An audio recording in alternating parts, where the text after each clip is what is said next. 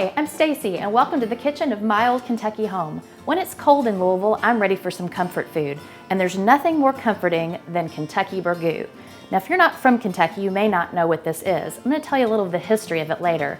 But for now, picture being at the track, walking around with a cup of warm stew and being able to stand up a spoon in it because it's so thick, which is the best sign of a good Kentucky Burgoo. So we're going to make that, and I'm going to tell you the history of that soup a little later. Jessica's on her way over with some ingredients to make a bourbon cider punch. And as you can see, we're going to have a lot of food and a lot of drinks, so we're going to invite some friends over. So let's get started.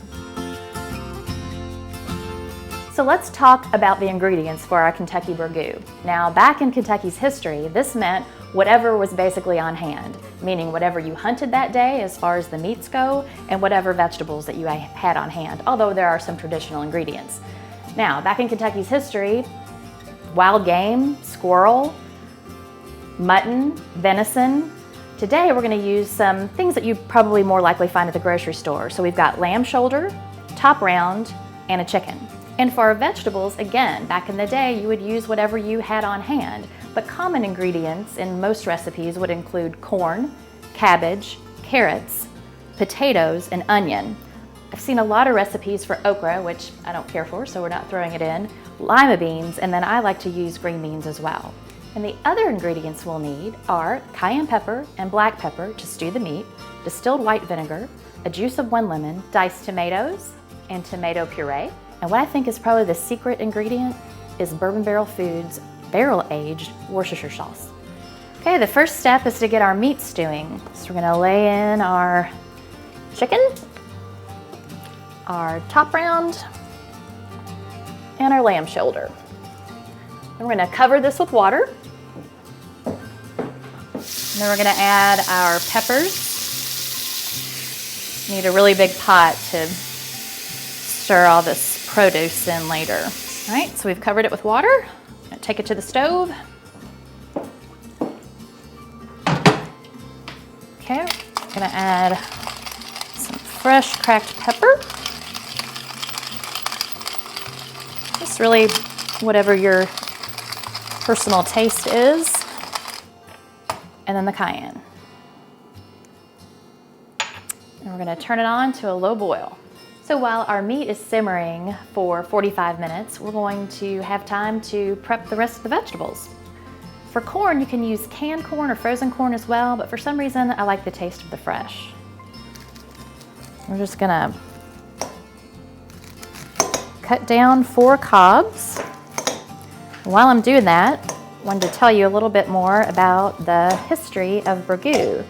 So again, I think that it's been adopted by a lot of the South, but it really is a very Kentucky thing. A lot of people compare it to a hunter's stew, an Irish stew even, and my guess is that it's close to an Irish stew because we had so many Irish and Scotch immigrants back in the late 1700s and 1800s. So that's probably just like our bourbon recipe, and bluegrass music, a lot of where that inspiration came from. Now we'll do the carrots.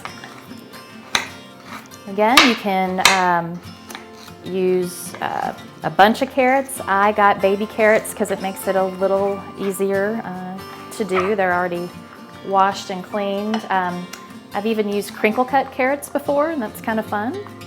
And you know, any way you want to dice them, you can shred them if you like. It's your personal preference.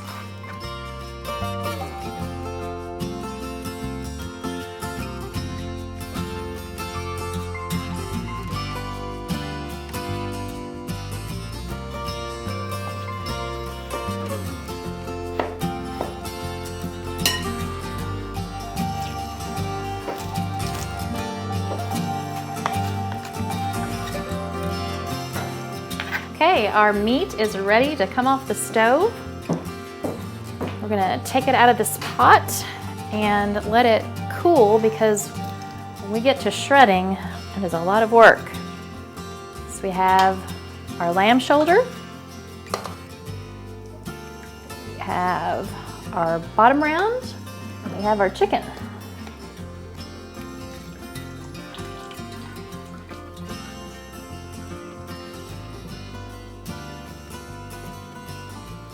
Okay, we're just gonna let these cool. While our meat is cooling so that we can shred it, we have a lot of work to do still. So you don't want to pour out your stock. That is like the golden part of this recipe, and I wish you could smell this right now. It's already smelling like burgoo. So this is all the rendering of the fats off these meats and the cayenne and the pepper. It just has a great aroma to it right now. So we're just gonna add our vegetables that we have prepped. So we'll start with cabbage, lima beans. This bowl had everything: corn, potatoes, onion, green beans, carrots. It was a lot of work. And the hardest part about making burgoo is just all the chopping and shredding, really. And the tomato puree.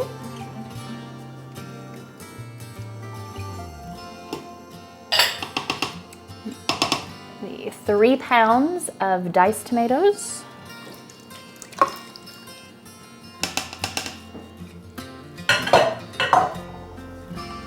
The distilled white vinegar, juice of 1 lemon,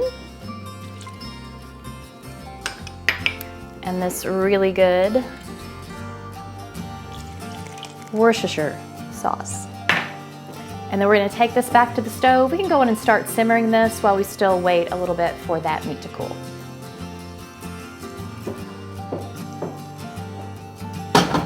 So this is not my favorite part of making burgoo. Not because I don't like to touch the meat or anything, but shredding is a bit laborious.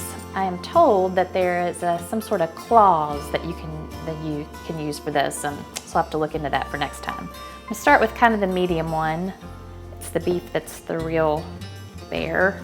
This is the lamb shoulder, and since I don't have this shredding claw, I'm just going to use 2 back sides of a fork and get in there with my hands when I need to. And you basically just shred the beef. Well, it's been hard work, but now we have our lamb shoulder shredded and our beef shredded. And so I saved the easiest one for last, this big chicken. He comes apart pretty easily. So you do want to remove the skin. It's really not good in your burgoo. And you want to discard any bones in a bone bowl too. Again, you can keep using the 2 back sides of a fork and see how easily that comes off as opposed to the beef. And then also with the chicken, it's just really easy to pull it apart with your hands as well. So we are going to be finished with this in no time. And then we will get this meat over to the pot that is simmering with all the produce. Okay, we have our meat shredded and we're ready to add it to the stock pot.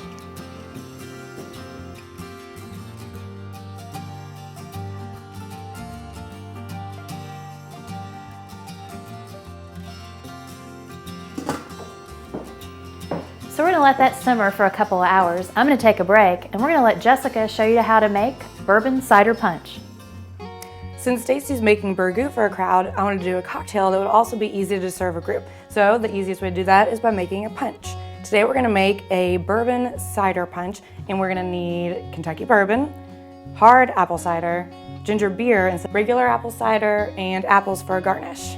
So we're just gonna combine 3 cups of bourbon, and I'm using this Evan Williams 1783 because it's a really good bourbon that is not very expensive, and you don't need something really high-end when you've got this many ingredients. All right, and the next thing we're gonna do is 4 cups of the apple cider.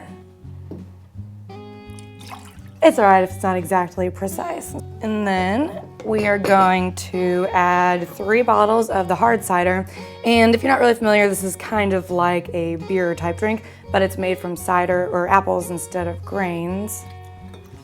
So it is alcoholic in addition to the bourbon. And then lastly, we're going to add 2 bottles of ginger beer. And this is actually a ginger beer that is made right down the street in Butchertown at our local brandy distillery at Copper and Kings. And this one's called, it's the Butchertown Soda brand. And this is gonna make the whole punch a bit more refreshing and have a little bit of extra bite to it.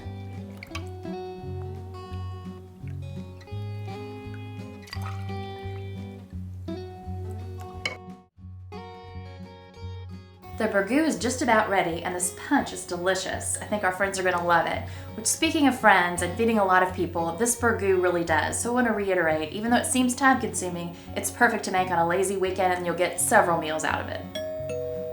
Oh, and it sounds like our friends are here, so we'll see you next time on Bourbon and Biscuits. And for more episodes, visit us at culinarylouisville.com. Cheers!